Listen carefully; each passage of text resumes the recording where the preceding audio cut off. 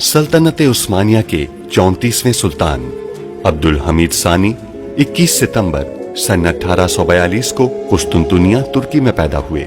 सुल्तान अब्दुल मजीद के फर्जंद सुल्तान अब्दुल हमीद ने 31 अगस्त सन 1876 से 27 अप्रैल सन 1909 तक तुर्की पर हुकूमत की। उनका दौर हुकूमत बहुत से हवालों से कठिन समझा जाता है, क्योंकि उनके दौर में एक जानिब बरतानिया दुनिया में नए आलमी निजाम के निफाज के लिए सरगर्दा था, तो दूसरी जानिब यहूदी फलस्तीन की सरजमीन के कुछ हिस्से पर अपनी अलहदा रियासत के क़याम के लिए कोशां थे।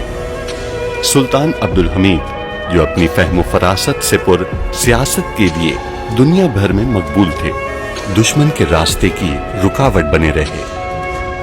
उन पर कई बार जानलेवा हमले होने के बावजूद वो आलम इस्लाम की खिदमत में मसरूफ़ अमल रहे।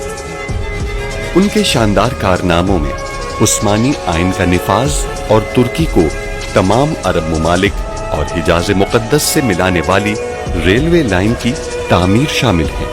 अंग्रेजों और यहूदियों की साजिशों का बहादुरी से मुकाबला करने वाले इस मुजाहिद ने 10 फरवरी सन 1918 को 75 साल की उम्र में वफात पाई। उनकी फुतूहात और कारनामे तारीख में हमेशा सुनहरी हरूफ से लिखे जाएंगे।